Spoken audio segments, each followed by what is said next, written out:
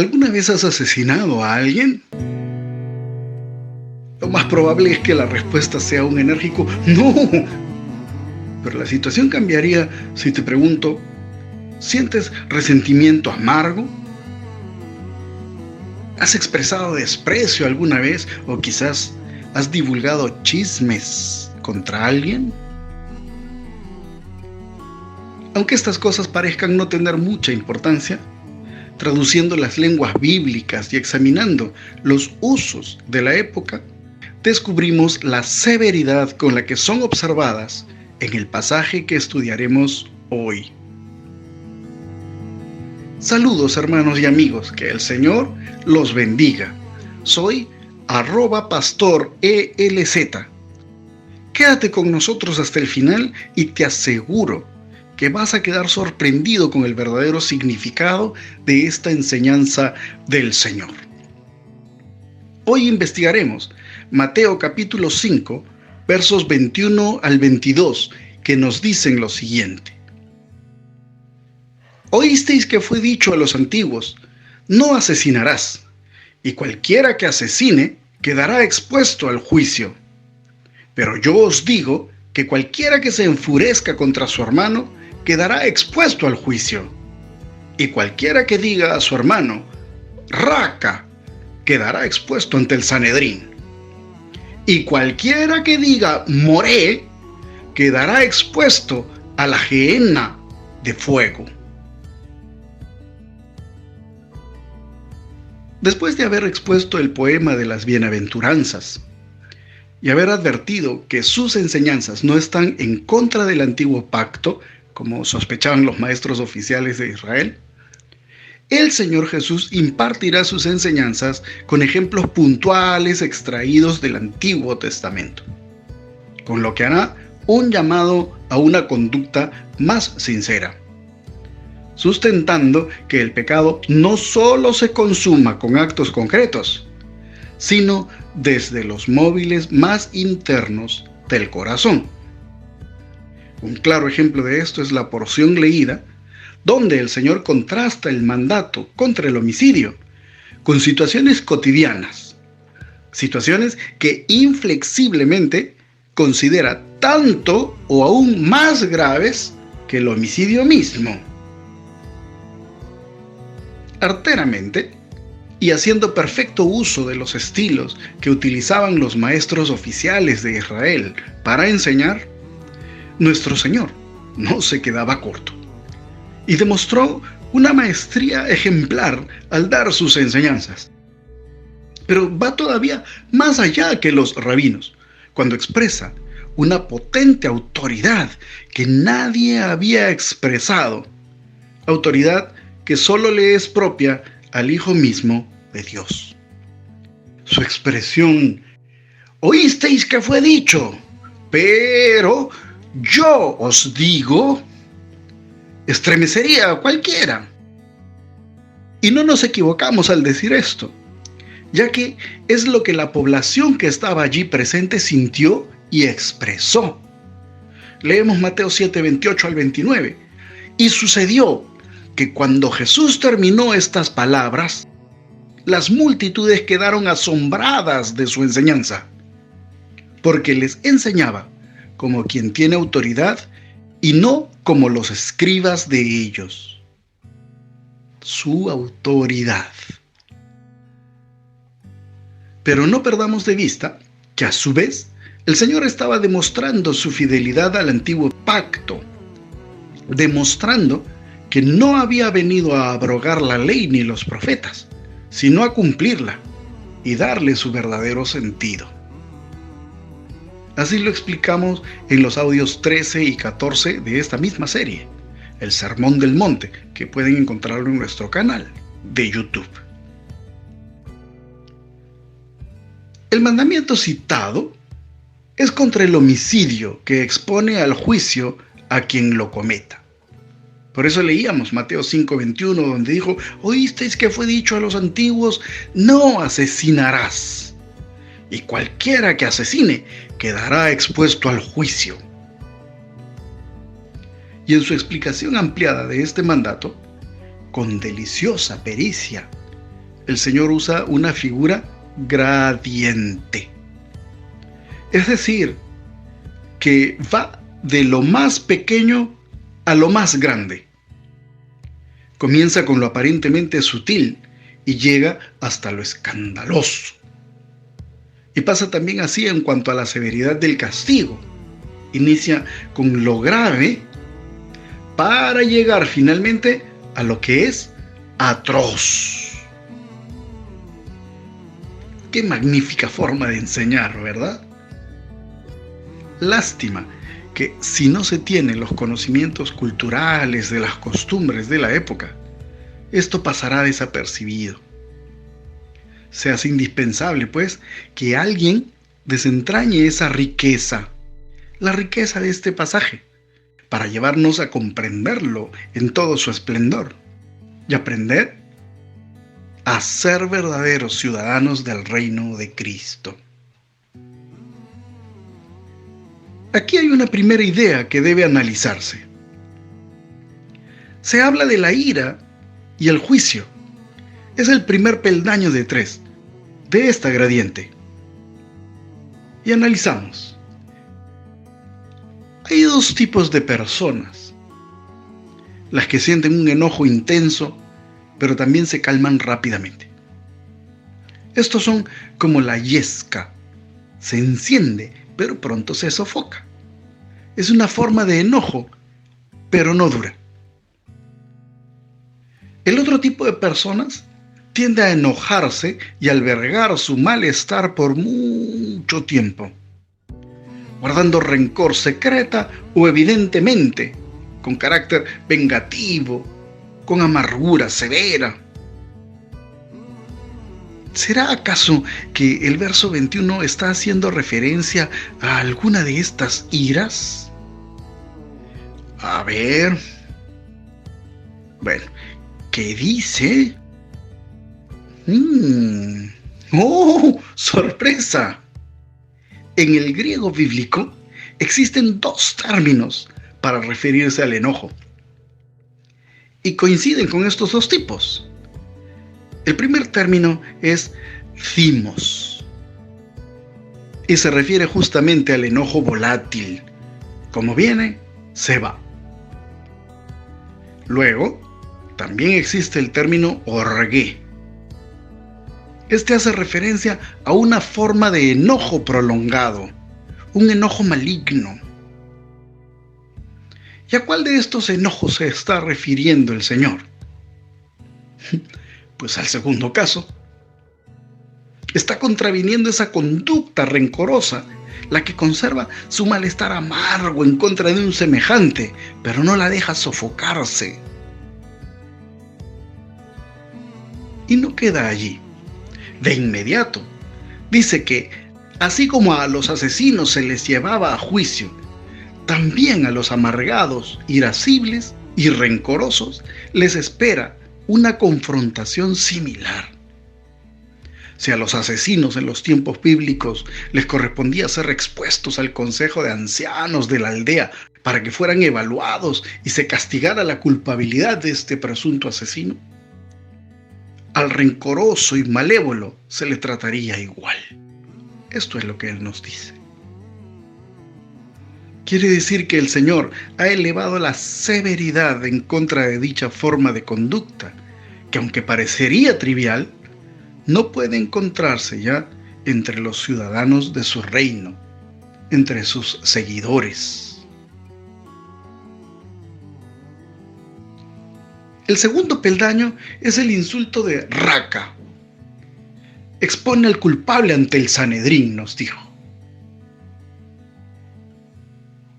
Un formidable intérprete bíblico dijo alguna vez respecto al término raca algo similar a esto. Quien insulta a su hermano diciéndole necio, lo juzga con desdén. Raca era una palabra que significaba sin inteligencia, estúpido, torpe o vacío de mente. Era el modo de expresar el desprecio de uno que se cree superior a otro. Lo adapté de Barclay. Qué odiosa y desagradable se hace la petulancia, ¿verdad? Qué intragable se hace la actitud del que se relaciona con los demás sintiéndose superior, con altanería y expresando verbalmente desprecio por sus semejantes, sus hermanos, al fin. Había en tiempos del Señor una Junta Suprema de Justicia Judía, un concilio que se encargaba del gobierno del país. Estaba conformado por la gente más importante de la nación. Estaba el sumo sacerdote, ex sumos sacerdotes, fariseos, escribas. Estos últimos eran los expertos legales. La llamaban Sanedrín. Era la instancia superior, por encima de los tribunales aldeanos. Algo leemos. En tiempos de Cristo, el poder del Sanedrín era grande.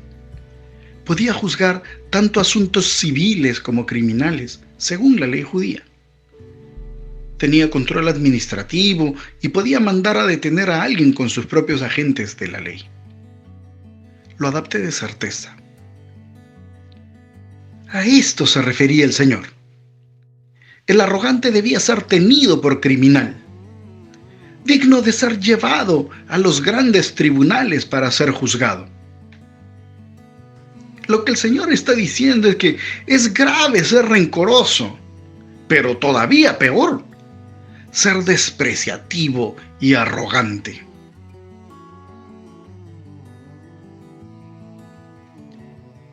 El tercer peldaño es el insulto moré. Expone finalmente al castigo más atroz, el mismo Gehenna. Y este es el punto más alto de la gradiente que nuestro Señor expuso. Si antes trató el caso de la ira persistente, pasando por la actitud despreciativa y arrogante, ahora tratará de la actitud destructiva. Moré también significa tonto, pero el que es moré es el que se hace el bobo, es el que actúa sin moralidad. Llamar a alguien moré o morós no era cuestionar su inteligencia, era dudar de su ética, era manchar su honor y su fama, señalarle como alguien de mala conducta, un inmoral. Misma obra. En el mundo actual y mucho menos en el occidental, el honor quizás carezca de relevancia hoy. Pero en el mundo antiguo, en las tierras bíblicas, el honor, el prestigio, el buen nombre era de gran relevancia. Por esa razón, el Señor incluye dicha acción entre sus enseñanzas. Puede ocurrir que a veces el malestar se inflama tanto, pero tanto, que se viertan comentarios incendiarios en contra del presunto ofensor. ¡Qué horrenda pasión es la ira! Puede excederse en comentarios destructivos, difamación, la distorsión de los hechos por la mente nublada que se tiene, los deseos de venganza, que si bien no siempre llegan hasta el asesinato, concurren en la destrucción del honor de aquel a quien se odia. Esta no es cosa menuda para nuestro Señor. ¿Por qué? Porque ha reservado para estos el peor de los castigos mencionados, el arrojo a la misma Gehenna. Y para entender la fuerza de esta figura, es necesario saber que el término Gehenna alude al valle Hinnom. Este estaba en las afueras de Jerusalén, hacia el sureste, y era un antiguo territorio donde Israel se corrompió, estableció un culto pagano, en fin. Y el rey Josías, un rey piadoso, erradicó este culto y convirtió este lugar en el basural de la ciudad. varios siglos después, todavía se encontraba en este muladar flamas calcinantes, los desechos despreciables de lo que la población arrojaba. No es de extrañar que este muladar fuera asociado con el infierno y con sus flamas eternas. Esto en las enseñanzas evangélicas. ¡Qué horrible destino de los que desprecian y destruyen a otros con sus palabras! Ser desechados como lo inservible, como lo irrescatable, para ser consumidos por el fuego del muladar. Vergüenza y deshonor execrable y atroz para él, el que deshonró a su hermano primero. En síntesis, el Señor advirtió que albergar resentimiento rencoroso contra un ofensor, mostrar desprecio grosero por un semejante con pedante arrogancia, o destruir la reputación de alguien a causa del enojo vengativo, son tanto o más graves que cometer homicidio. Estoy seguro que jamás lo habríamos entendido así. De hecho, hasta debe ser una exageración intencional, didáctica, una usual hipérbole. Pero nos ha dado mucho en qué pensar. Estas aparentemente pequeñas situaciones pasionales, poco reguladas, deben ser tenidas como especialmente graves e inadecuadas en aquellos que aspiran a ser verdaderos discípulos del Señor. Un enojo persistente en el tiempo, la petulante arrogancia que desprecia al otro, o el que vomita una verborragia destructiva, no pasan desapercibidos ante el ojo justo de Dios. No. Creo, pues, ahora, después de haber ido de viaje turístico y cultural por las tierras bíblicas, por estas lenguas bíblicas, y regresando ya a nuestro país, enriquecidos por toda esta experiencia, sentados de nuevo en nuestras habitaciones, mirando hacia arriba quizá, nos asaltan recuerdos. Nuestra mente vuela de nuevo por lo oído de los labios del Señor y nos lleva a meditar si acaso nosotros también hemos caído en lo que el Señor denunció. Hemos albergado un severo y prolongado rencor enojoso contra alguien. ¿Será acaso que nosotros mereceríamos ser expuestos a los jueces de nuestras aldeas modernas? O más grave aún, al haber insultado con desprecio destructor a uno de nuestros semejantes, ¿mereceríamos ser llevados hasta el Tribunal Supremo? Y luego, ¡qué horroroso debe ser el infierno! Esas flamas eternas deben ser aterradoras.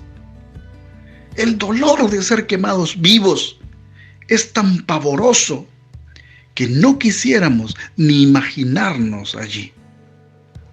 Pero, un momento. ¿Qué dijo el Señor de esto? ¡Oh, por Dios! Si desprecias a alguien y le difamas destruyendo su honor, desprestigiándole, murmurando con resentimiento agrio, irás a parar allí mismo. Oh, qué ingenuos hemos sido. Creíamos que por no haber agredido físicamente, éramos mejores que los asesinos. Pero no. El Cristo que todo lo ve, exige que tanto nuestros sentimientos, emociones, pensamientos y palabras estén libres de todo desprecio hacia nuestros semejantes. Corazones y labios puros que solo hagan lo correcto. viviendo saludables relaciones sociales con nuestros semejantes y cuánto más con nuestros propios hermanos. Ahora, ¿qué nos queda? La humildad de reconocer que hemos fallado. Fallamos en esto tan simple frecuentemente. Debemos enmendar el asunto, redirigiendo nuestras conductas para ser santos ciudadanos de su reino. ¿Te decidiste ya? Oramos.